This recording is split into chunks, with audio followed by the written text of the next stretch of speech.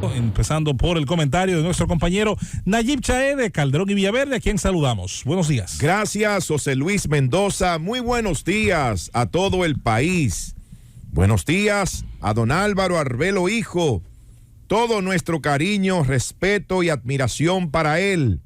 Buenos días a don Bienvenido Rodríguez Durán, a Bienvenido Rodríguez Hijo y por supuesto a nuestra querida doña Isabel, así como a todo este magnífico equipo que compone el mejor programa que tiene la República Dominicana, sin duda alguna, el Gobierno de la Mañana. Antes de pasar a tratar el tema que tenemos para el día de hoy, solamente quiero referirme de manera rápida a los resultados de las elecciones presidenciales de Brasil en su segunda vuelta.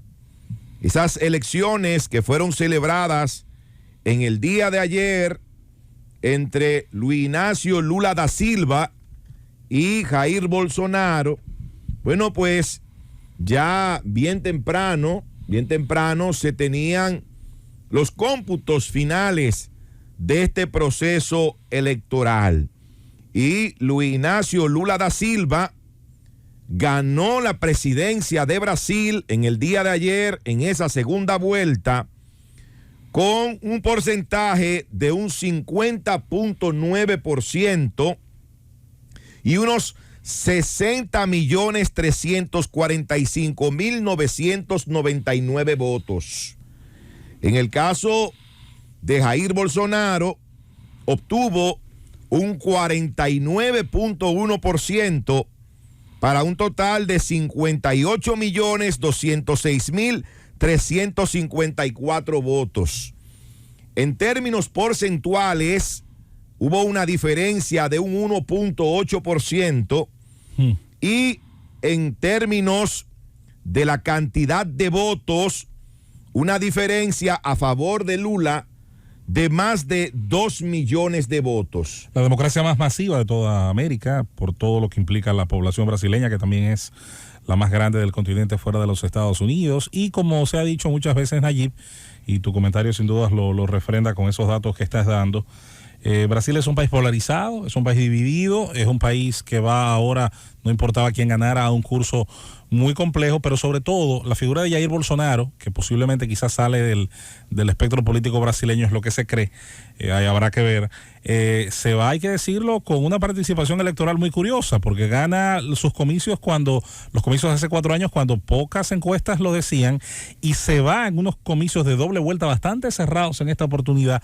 cuando también buena parte de los medios brasileños, sobre todo en la primera vuelta, le negaban la posibilidad de estar incluso dentro de un 10% de cercanía al voto de Ignacio Lula da Silva. Sin duda que va a ser una de las figuras más controvertidas de estudio de las ciencias políticas de todos estos tiempos. Pero también hay que señalar que con ese triunfo de ayer, Lula da Silva ha sido reivindicado.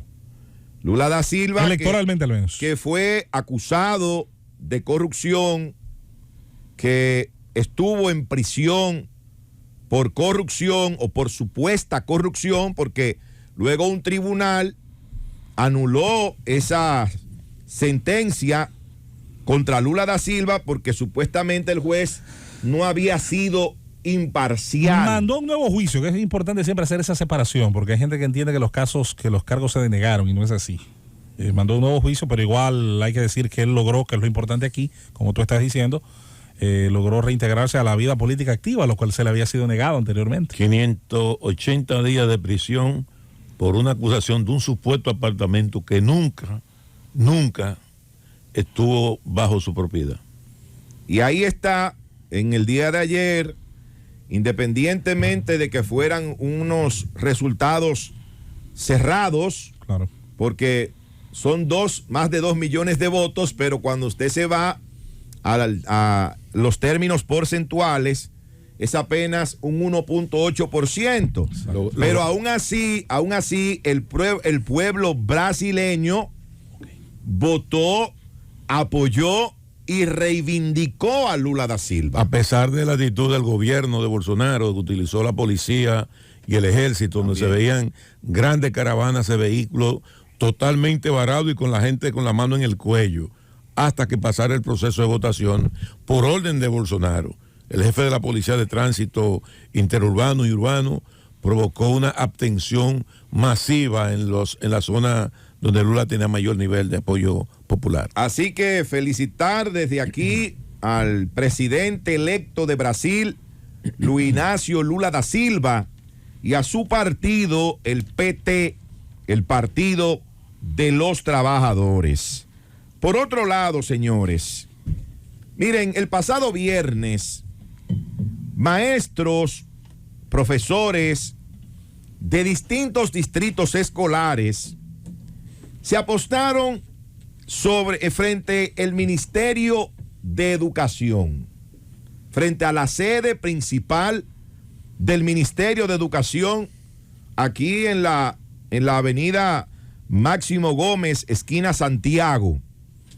Y esos profesores estaban allí reclamando ser nombrados porque ellos aprobaron el concurso de oposición y aseguran que hasta el momento no reciben respuesta por parte de las autoridades educativas de nuestro país.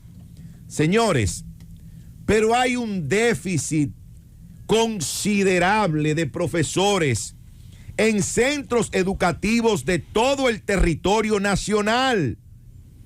Y uno no entiende cómo, si el Ministerio de Educación tiene a quién nombrar, porque aprobaron el concurso de oposición que ellos realizan para poder darle paso a esos profesionales de la educación para que se conviertan en profesores del ministerio, uno no entiende por qué, en vez de entenderse con esos profesores, lo que hacen el pasado viernes es entrarle a bombazos, a empujones y una serie de maltratos a esos profesores que no se lo merecen.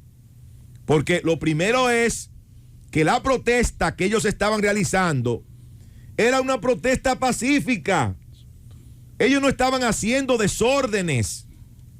Ellos estaban frente a la sede del ministerio, claro, lanzando consignas, reclamando el nombramiento, porque si la condición, si el requisito fundamental para que una persona pueda ser designado como profesor del Ministerio de Educación es aprobar el concurso de oposición y ellos lo aprobaron, entonces, ¿qué se espera para designar a estos profesores con un déficit tan grande de maestros que tenemos en diferentes centros educativos de todo el país?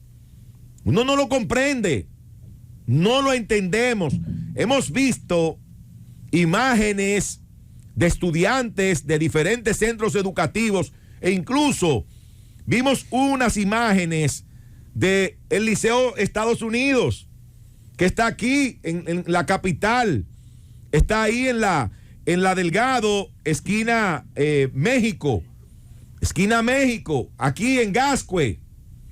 Y ahí los estudiantes estaban reclamando que le hacen falta profesores al liceo que está ahí de noche. Oigan lo que iban a hacer y cuál era la protesta de esos estudiantes.